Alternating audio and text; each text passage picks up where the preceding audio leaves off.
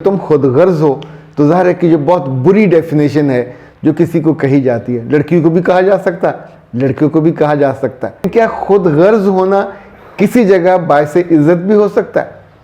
खानगी ज़िंदगी में खुद गर्जी बहुत तकलीफ देती है। मेरे पास आमतौर पर शिकायतें लड़कियों की ज़्यादा आती हैं कि उनके मियाँ खुद गर्ज हैं। अच्छा, ये जो लोग मोहब्बत के नाम पे लड़कियों को घरों से भगाते हैं, आमतौर पे वो अल्टीमेट खुदगर्जी का होते हैं सिंबल। सामान लेके आओ, जेवर लेके आओ, पैसे लेके आओ, वो लेते हैं और उसको उस बेचारी को बीच मंझधार के छोड़ के, और आमतौर पे ये बच्चियां बेचारी या तो बिक जाती हैं या प्रोस्टिट्यूट बनती हैं। बहुत से लोगों को धोखे के बाद अकल आती है।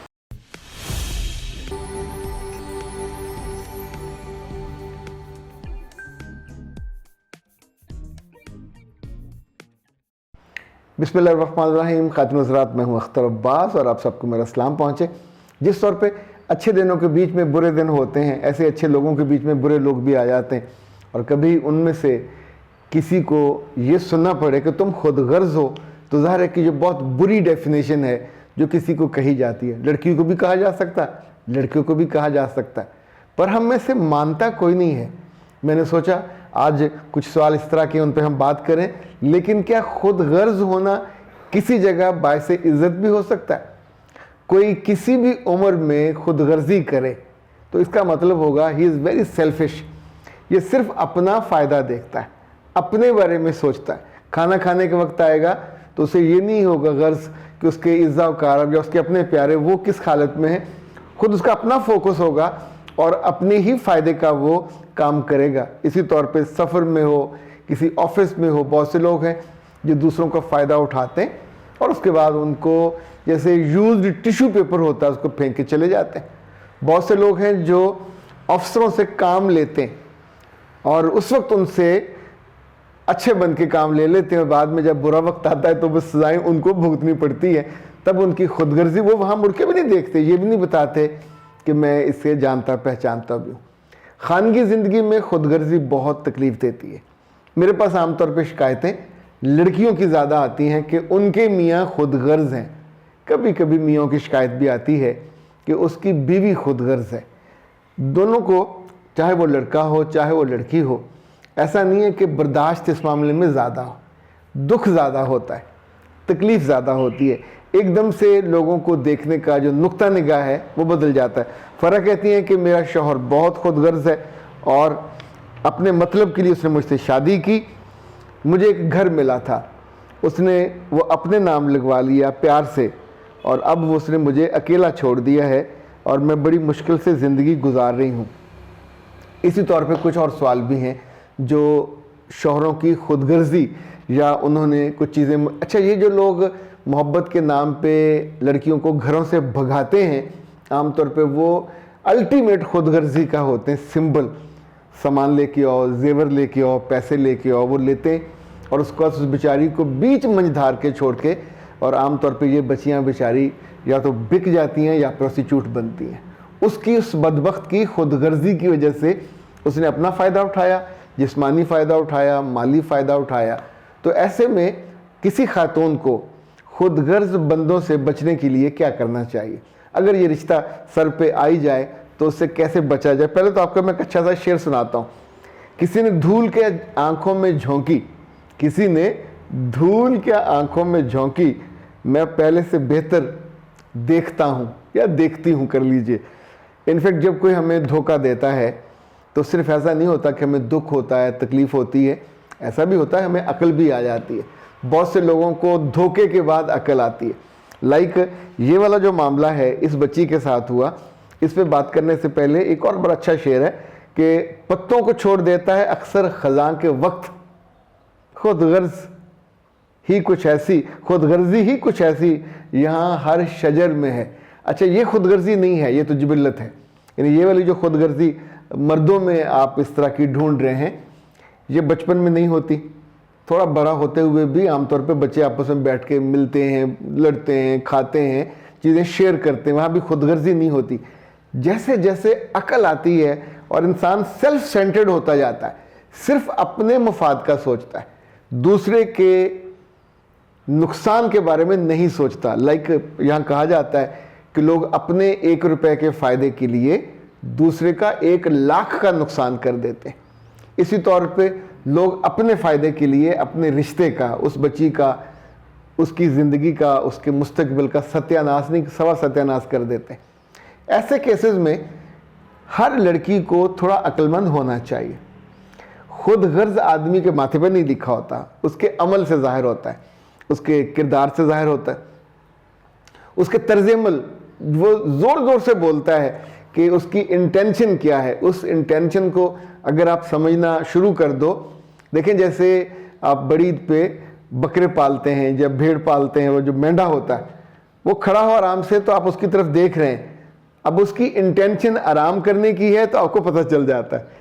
जिस लम्हे वो सर नीचे करके ऐसे करके देखता है, कैसे हमें पता चलता है कि अब ये टक्कर मारेगा, या पंजाबी में कहते हैं टोडू मारेगा, तो हम उसके ऐलान किए बिना उसके तर्ज़-ए-अमल से उसकी इंटेंशन का इजहार समझते हैं और उससे बच जाते हैं, साइड पे हो जाएंगे, हाथ आगे कर लेंगे।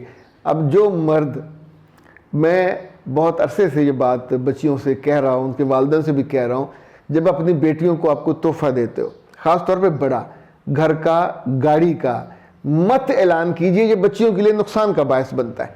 को आपने प्लाट दिया, शादी या निकाह प्लाट की वजह से नहीं हो रहा, पर ये आपकी बच्ची के लिए नुकसान का बायस बन जाएगा। सो इसको अनाउंस मत कीजिए। अब इस बेटी ने, उसके अम्मा अब्बा ने अनाउंस कर दिया कि हम इसको घर दे रहे हैं, उस घर का किराया आ रहा होता है। ऐसे लालची शौहर के साथ आप ये डील कर सकते हैं, खुदगर्ज के साथ, कि आप आधा किराया उसको दे दें, आधा अपने लिए रख लीजिए।